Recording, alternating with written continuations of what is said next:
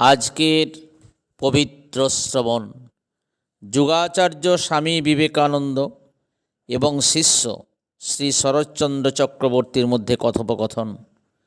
আজ 10 দিন হইল শিষ্য স্বামীজীর নিকটে ঋগ্বেদের সায়ন ভাষ্য পাঠ করিতেছে। স্বামীজী বাগবাজারের ঈশ্বর বলরাম বসুর বাড়িতে অবস্থান করিতেছেন। ম্যাক্সমূলারের মুদ্রিত বহু সংখ্যায় সম্পূর্ণ ঋগ্বেদ গ্রন্থখানি কেন বড়লোকের বাড়ি হইতে আনা হইয়াছে? নতুন গ্রন্থ, তাহাতে আবার বৈদিক ভাষা শিষ্যের পড়িতে পড়িতে অনেক স্থলে বাঁধিয়া যাইতেছে। তদ্দর্শনে স্বামীজি সস্নেহে তাহাকে কখনো কখনো বাঙ্গাল বলিয়া ঠাট্টা করিতেছেন এবং ওই স্থলগুলির উচ্চারণ ও পাঠ বলিয়া দিতেছেন।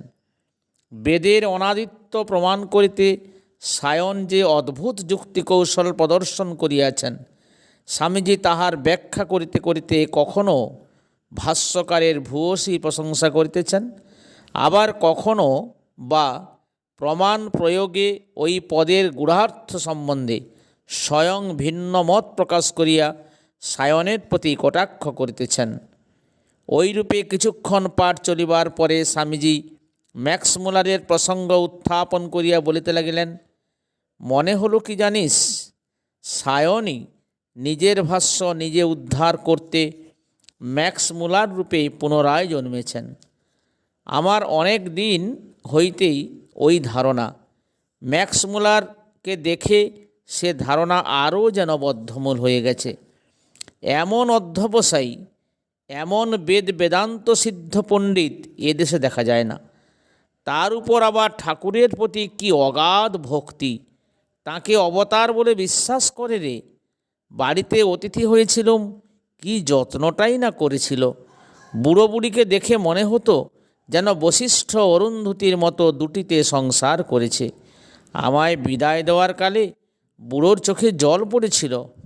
শিষ্য বলছেন, আচ্ছা মহাশয়, সায়নী যদি ম্যাক্সমূলার হইয়া থাকেন তো পুণ্যভূমি ভারতে না জন্মিয়া ম্লেচ্ছ হইয়া জন্মিলেন কেন? স্বামীজি বলছেন, অজ্ঞান থেকেই মানুষ আমি আর্য, উনি ম্লেচ্ছ ইত্যাদি অনুভব ও বিভাগ করে। কিন্তু যিনি বেদের ভাষ্যকার, জ্ঞানের জ্বলন্ত মূর্তি, তাঁর পক্ষে আবার বর্ণাশ্রম জাতিবিভাগ কি? তাঁর কাছে ওসব একেবারে অর্থশূন্য। জীবের উপকারের জন্য তিনি যথা ইচ্ছা তথাই জন্মাতে পারেন। বিশেষত যে দেশে বিদ্যা ও অর্থ উভয়ই আছে, সেখানে না জন্মালে এই প্রকাণ্ড গ্রন্থ ছাপাবার খরচই বা কোথায় পেতেন?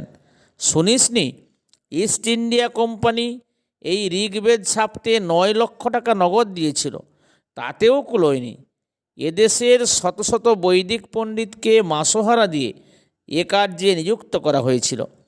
বিদ্যা ও জ্ঞানের জন্য এইরূপ বিপুল অর্থ ব্যয়, এইরূপ প্রবল জ্ঞান তৃষ্ণা এদেশে এ যুগে কেউ কি কখনো দেখেছে? ম্যাক্সমূলার নিজেই ভূমিকায় লিখেছেন যে তিনি 25 বৎসর কাল কেবল ম্যানুস্ক্রিপ্ট লিখেছেন, তারপর ছাপতে 20 বৎসর লেগেছে। 45 বৎসর একখানা বই নিয়ে এইরূপ লেগে পড়ে থাকা সামান্য মানুষের কার্য নয়। ইহাতেই বোঝ। সাধে কি আর বলি তিনি সায়ন? ম্যাক্সমূলার সম্বন্ধে ওইরূপ কথাবার্তা চলিবার পর আবার গ্রন্থপাঠ চলিতে লাগিল। এইবার বেদকে অবলম্বন করিয়া এই সৃষ্টির বিকাশ হইয়াছে। সায়নের এই মত স্বামীজি সর্বদা সমর্থন করতে লাগিলেন। বলিলেন, বেদ মানে অনাদি সত্যের সমষ্টি। বেদ পারক ঋষিগণ ওই সকল সত্য প্রত্যক্ষ করিয়াছিলেন। অতীন্দ্রিয়দর্শী ভিন্ন আমাদের মতন সাধারণ লোকের দৃষ্টিতে সে সকল প্রত্যক্ষ হয় না। তাই বেদে ঋষি শব্দের অর্থ মন্ত্রার্থ দ্রষ্টা। পৈতা গলায় ব্রাহ্মণ নহে। ব্রাহ্মণ আদি জাতি বিভাগ পরে হয়েছিল। বেদ শব্দাত্মক অর্থাৎ ভাবাত্মক বা অনন্ত ভাবরাশির সমষ্টি মাত্র। শব্দ পদের বৈদিক প্রাচীন অর্থ হচ্ছে সূক্ষ্ম ভাব, যাহা পরে স্থূলাকার গ্রহণ করে আপনাকে প্রকাশিত করে। সুতরাং যখন প্রলয় হয় তখন ভাবী সৃষ্টির সূক্ষ্ম বীজসমূহ বেদেই সস্ফুটিত থাকে। তাই পুরাণে প্রথমে মীনাবতারে বেদের উদ্ধার দৃষ্ট হয়। প্রথম অবতারেই বেদের উদ্ধার সাধন হলো। তারপর সেই বেদ থেকে ক্রমে সৃষ্টির বিকাশ হতে লাগলো। অর্থাৎ বেদ নিহিত শব্দ অবলম্বনে বিশ্বের সকল স্থূল পদার্থ একে একে তৈরি হতে লাগলো। কারণ সকল স্থূল পদার্থেরই সূক্ষ্মরূপ হচ্ছে শব্দ বা ভাব। পূর্ব কল্পেও এই রূপে সৃষ্টি হয়েছিল। একথা বৈদিক সন্ধ্যার মন্ত্রেই আছে। সূর্যাচন্দ্রমসৌধাতা যথা পূর্বম কল্পয়ত পৃথিবীং দিবঞ্চান্তরিক্ষমথ স। বুঝলি? শিষ্য বলছেন, কিন্তু মহাশয়, কোনো জিনিস না থাকিলে কাহার উদ্দেশ্যে শব্দ প্রযুক্ত হইবে? আর পদার্থের নাম সকলই বা কী করিয়া তৈয়ারি হইবে? স্বামীজি বলছেন, আপাতত তাই মনে হয় বটে, কিন্তু বোঝ, এই ঘটটা ভেঙে গেলে ঘটত্বের নাশ হয় কি? না, কেননা ঘটটা হচ্ছে স্থূল, কিন্তু ঘটত্বটা হচ্ছে ঘটের সূক্ষ্ম বা শব্দাবস্থা। ওইরূপে সকল পদার্থের শব্দাবস্থাটি হচ্ছে ওই সকল জিনিসের সূক্ষ্মাবস্থা। আর আমরা দেখি, শুনি, ধরি, ছুঁই যে জিনিসগুলো, সেগুলো হচ্ছে ওইরূপ সূক্ষ্ম বা শব্দাবস্থায় অবস্থিত পদার্থ সকলের স্থূল বিকাশ। যেমন কার্য আর তার কারণ। জগৎ ধ্বংস হয়ে গেলেও জগৎ বোধাত্মক শব্দ বা স্থূল পদার্থ সকলের সূক্ষ্ম স্বরূপসমূহ ব্রহ্মে কারণ রূপে থাকে।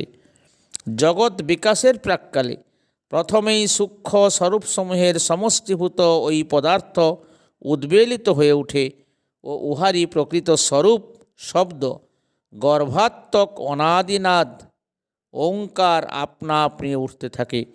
ক্রমে ওই সমষ্টি হতে এক একটি বিশেষ বিশেষ পদার্থের প্রথমে সূক্ষ্ম প্রতিকৃতি বা শাব্দিক রূপ ও পরে স্থূলরূপ প্রকাশ পায়।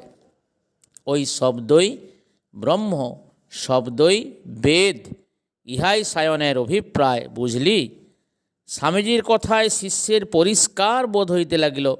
স্বামীজি ওই সকল অবস্থার ভিতর দিয়া অনেকবার স্বয়ং সমাধিভূমিতে গমনাগমন করিয়াছেন, নতুবা এমন বিশদভাবে এ সকল কথা কীরূপে বুঝাইয়া বলিতেছেন? শিষ্য অবাক হইয়া শুনিত ও ভাবিতে লাগিল, নিজের দেখাশোনা জিনিস না হইলে কখনো কেহ এরূপে বলিতে বুঝাইতে পারে না। স্বামীজি আবার বলিতে লাগিলেন, অবতার কল্প মহাপুরুষেরা সমাধিভঙ্গের পর আবার যখন আমি আমার রাজত্বে নেমে আসেন, তখন প্রথমেই অব্যক্ত নাদের অনুভব করেন। ক্রমে নাদ সুস্পষ্ট হয়ে ওঙ্কার অনুভব করেন। ওঙ্কার থেকে পরে শব্দময় জগতের প্রতীতি করেন। তারপর সর্বশেষে স্থূলভূত জগতের প্রত্যক্ষ করেন। সামান্য সাধকের কিন্তু অনেক কষ্টে কোনো রূপে নাদের পারে গিয়ে ব্রহ্মের সাক্ষাৎ উপলব্ধি করতে পারলে পুনরায় স্থূল জগতের প্রত্যক্ষ হয় যে নিম্নভূমিতে, সেখানে আর নামতে পারে না, ব্রহ্মেই মিলিয়ে যায়, ক্ষীরে নির্বত। এই সকল কথা হইতেছে। এমন সময় মহাকবি শ্রীযুক্ত গিরিশচন্দ্র ঘোষ মহাশয় সেখানে উপস্থিত হইলেন। স্বামীজি তাহাকে অভিবাদন ও কুশল প্রশ্নাদি করিয়া পুনরায় শিষ্যকে পাঠ দিতে লাগিলেন। গিরিশবাবুও তাহা নিবিষ্ট চিত্তে শুনিতে লাগিলেন এবং স্বামীজির ঐরূপ অপূর্ব বিশদভাবে বেদ ব্যাখ্যা শুনিয়া মুগ্ধ হইয়া বসিয়া রহিলেন।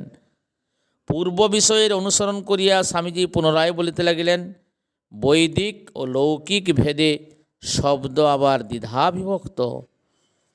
শব্দশক্তি প্রকাশিকায় এ বিষয়ের বিচার দেখেছি। বিচারগুলি খুব চিন্তার পরিচয়ক বটে, কিন্তু পরিভাষার চোটে মাথা গুলিয়ে ওঠে। এইবার গিরিশবাবুর দিকে চাহিয়া স্বামীজি বললেন, কি জিসি, এসব তো কিছুই পড়লে না, কেবল কেষ্টবিষ্টু এই দিন কাটালে। গিরিশবাবু বলছেন, কি আর পড়ব ভাই, অত অবসরও নাই, বুদ্ধিও নাই যে ওতে সেঁধুব। তবে ঠাকুরের কৃপায় ওসব বেদ বেদান্ত মাথায় রেখে এবার পাড়ি মারব। তোমাদের গিয়ে তার ঢের কাজ করাবেন বলে ওসব পড়িয়ে নিয়েছেন, আমার ওসব দরকার নেই বলিয়া গিরিশচন্দ্র সেই প্রকাণ্ড ঋগ্বেদ গ্রন্থখানিকে পুনঃ পুনঃ প্রণাম করিতে ও বলিতে লাগিলেন, জয় বেদরূপী শ্রীরামকৃষ্ণদেবের জয়। স্বামীজি অনন্যমনা হইয়া কি ভাবিতেছিলেন, ইতিমধ্যে গিরিশবাবু বলিয়া উঠিলেন, হ্যাঁ হে নরেন, একটা কথা বলি, বেদ বেদান্ত তো ঢের পড়লে, কিন্তু দেশে এই যে ঘোর হাহাকার, অন্নাভাব, ব্যভিচার, ভ্রূণ হত্যা, মহাপাতকাদি চোখের সামনে দিনরাত ঘুরছে, এর উপায় তোমার বেদে কিছু বলেছে? ওই অমুকের বাড়ির গিন্নি এককালে যার বাড়িতে রোজ 50খানি পাতা পড়তো, সে আজ 3 দিন হাঁড়ি চাপায়নি। ওই অমুকের বাড়ির কুলস্ত্রীকে গুন্ডাগুলো অত্যাচার করে মেরে ফেলেছে। ওই অমুকের বাড়িতে ভ্রূণ হত্যা হয়েছে। অমুক জো চুরি করে বিধবার সর্বস্ব হরণ করেছে। এ সকল রহিত করবার কোনো উপায় তোমার বেদে আছে কি? গিরিশবাবু এই রূপে সমাজের বিভীষিকাপ্রদ ছবিগুলি উপর্যুপরি অঙ্কিত করিয়া দেখাইতে আরম্ভ করিলে স্বামীজি নির্বাক হইয়া অবস্থান করিতে লাগিলেন। জগতের দুঃখ কষ্টের কথা ভাবিতে ভাবিতে স্বামীজির চক্ষে জল আসিল। তিনি তাহার মনের ঐরূপ ভাব আমাদের জানিতে দিবেন না বলিয়াই যেন উঠিয়া বাহিরে চলিয়া গেলেন। ইতিমধ্যে গিরিশবাবু শিষ্যকে লক্ষ্য করিয়া বললেন, দেখলি বাঙ্গাল, কত বড় প্রাণ! তোর স্বামীজিকে কেবল বেদজ্ঞ পণ্ডিত বলে মানি না, কিন্তু ওই যে জীবের দুঃখে কানতে কানতে বেরিয়ে গেল, এই মহাপ্রাণতার জন্য মানি। চোখের সামনে দেখলি তো, মানুষের দুঃখ কষ্টের কথাগুলো শুনে করুণায় হৃদয় পূর্ণ হয়ে স্বামীজির বেদ বেদান্ত সব কোথায় উড়ে গেল। জয় স্বামীজি, জয় ঠাকুর, জয় মা। ওং শান্তি শান্তি শান্তি। হরি ওং তৎসৎ।